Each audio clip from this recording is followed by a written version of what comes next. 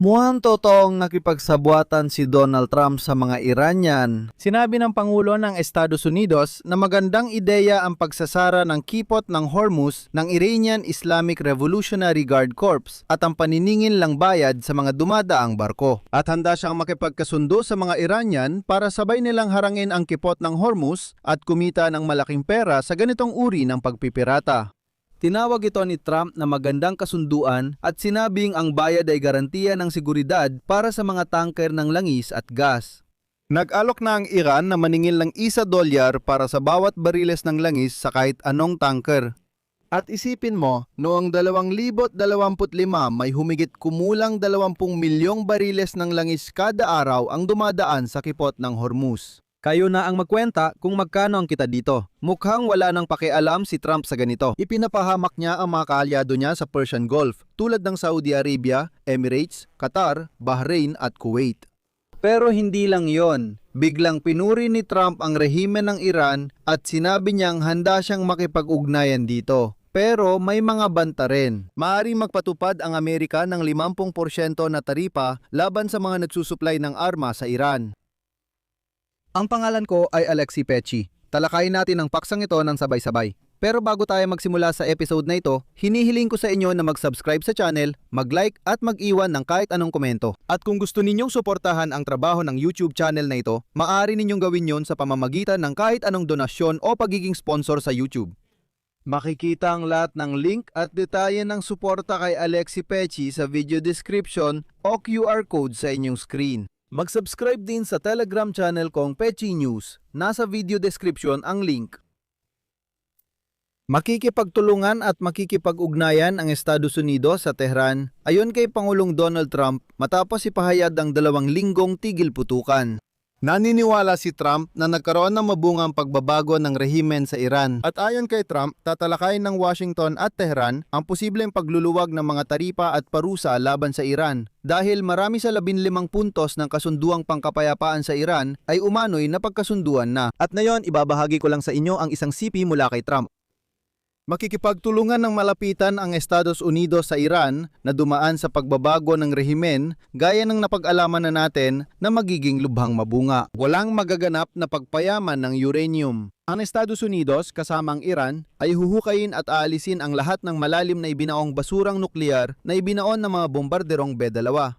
Ngayon, tulad ng dati, mahigpit na minomonitor ito ng ating mga puwersa sa kalawakan gamit ang satellite. Mula nang mangyari ang pag-atake, wala pang nabago o nagalaw. Nakikipag-usap pa rin tayo sa Iran tungkol sa pagtanggal ng taripa at parusa. Napagkasunduan na ang marami sa 15 puntos ng plano. Nagbanta si Trump sa mga kaalyado ng Islamikong Republika na magbibigay ng tulong militar sa Tehran. Ito ang kanyang pahayag. Ang bansang magbibigay ng armas militar sa Iran ay agad napapatawan ng 50% na taripa sa lahat ng produktong ibinebenta sa Estados Unidos ng Amerika. Simula ngayong araw, walang mga eksepsyon o pagbubukod, walang magiging pribilehiyo. Inirerekomenda kong tandaan ninyo ang parira lang ito na walang eksepsyon at walang magiging pribilehiyo. Dahil sino ba ang nagbibigay ng armas sa Iran, Rusya at China? Pero ito ay napatunayan na. Wala pa akong nakikitang taripa laban sa Rusya at China. Sabi nila, iba raw yon. Pero ang mas nakakagulat pa ay ang biglang pagbabago ng isip ni Donald Trump tungkol sa kipot ng Hormuz.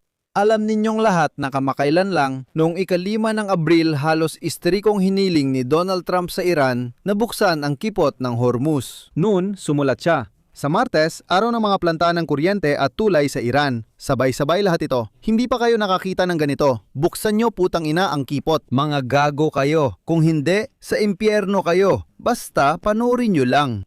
Purihin si Allah. Pero lumipas ang ilang araw, lahat ng ultimatum at deadline ni Donald Trump ay nanatili lang sa kanyang mga social media. At biglang nagbago ng tono si Donald Trump. Hindi na kailangang buksan ng kipot. Ngayon, gusto na ni Donald Trump na kumita ng pera kasama ang mga Iranian doon. Sinabi ni Donald Trump na wala siyang tutol kung harangin ng Iran ang kipot ng Hormuz at maningil ng bayarin sa mga barkong dumadaan dito at iminukay pa niyang magtatag ng isang pinagsamang Amerikano-Iranian na negosyo para sa layuning ito. Sa panayam kay Jonathan Karl ng NBC, sinabi ni Donald Trump, plano naming gawin itong pinagsamang negosyo. Ito ay isang paraan upang matiyak ang seguridad ng kipot, kabilang na ang pagprotekta nito laban sa maraming ibang bansa. Magandang ideya ito. Narito ang tanong. Laban sa anong mga bansa pinili ni Trump na protektahan ang kipot ng Hormuz sa pamamagitan ng paniningil sa mga tanker? Balikan natin.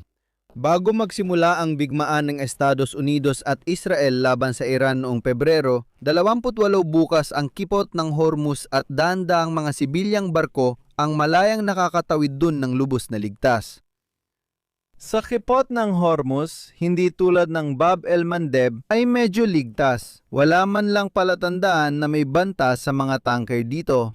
Pagkatapos, sinimula ni Donald Trump, presidente ng Estados Unidos, ang digmaan at agad na hinarang ng Iran ang kipot ng Hormuz, pati inatake ng missile at drone ang ilang sibilyang tanker. Ibig sabihin, ang tanging banta sa mga tanker na ito ay ang Iran.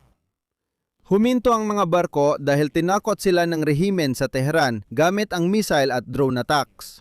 Si Trump ay matindi at minsang hysterical na humihiling na itigil ito at naguutos sa mga kaalyado na magpadala ng barkong pandigma sa Strait of Hormuz para protektahan laban sa banta mula sa Iran.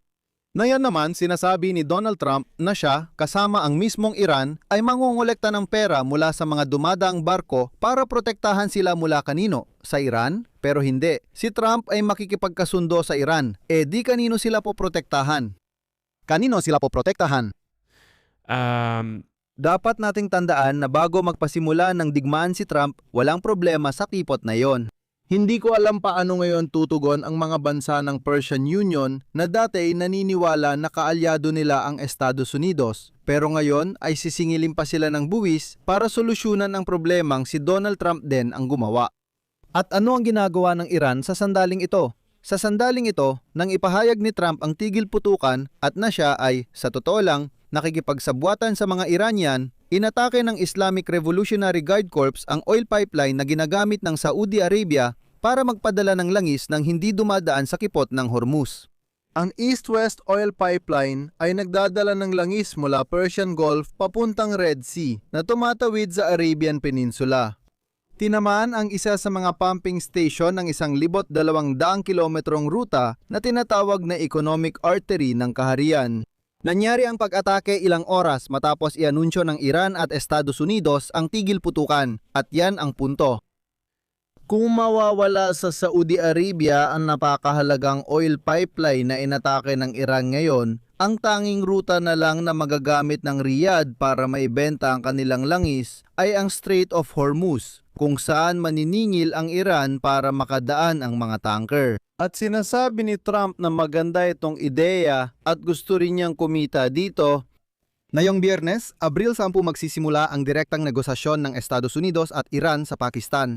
Ayon sa Fars, hinihingi ng Iran para matapos ang digmaan ang pagtigil ng US sa agresyon, kontrol ng Iran sa Strait ng Hormuz, karapatan ng Tehran magpayaman ng uranium, pagtanggal ng lahat ng parusa, pagtigil ng mga resolusyon ng UN Security Council at Board of Governors, bayad danyo sa Iran, pag-alis ng mga sundalong Amerikano sa gitnang silangan, at pagtigil ng digmaan sa lahat ng front kasama ang Lebanon.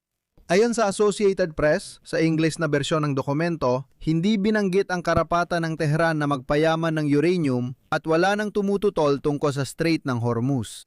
Matagal ang inuulit ni Trump na layunin ng digmaan laban sa Iran ang pagpapatigil ng nuclear program nito. Tinawag ni Trump na mapanlin lang ang plano ng Iran matapos itong mailatala, ngunit hindi na siya nagbigay ng dagdag na detalye. Inanunsyo ng National Security Council ng Iran na magsisimula ang direktang negosasyon sa pagitan ng Iran at Estados Unidos sa Abril 10 sa Pakistan. Kinumpirma ng tagapagsalita ng White House na si Caroline Leavitt na tinatalakay ng Estados Unidos ang posibilidad na ito, pero kailangan munang hintayin ang opisyal na pahayag ni Trump. Nagsalita na rin si Trump. Sabi niya, oo nga, maganda naman yon. Mabuti nga na dahil sa digmaang ito ay nablock ng Iran ang kipot ng Hormuz. Ngayon, pwede na makakuha ng malaking pera mula sa mga kaalyado. Pwede nang kumita ng malaki sa mga kaalyado ngayon. Kaya dito ko natatapusin. I-share ninyo ang inyong opinyon at mga konklusyon sa mga komento sa ilalim ng episode na ito. Mag-subscribe kayo sa channel, pindutin ang kampana at huwag kalimutang mag-like. Kung gusto niyong suportahan ng YouTube channel na ito, alam niyo na ang gagawin. Magagawa ninyo ito sa pamamagitan ng kahit anong donasyon gamit ang QR code na nasa inyong mga screen o sa mga link at detalye sa deskripsyon ng video na ito. Magpapasalamat ako sa kahit anong suporta mula sa inyo. Iyon lang po, ingatan ninyo ang inyong sarili. Paalam sa lahat.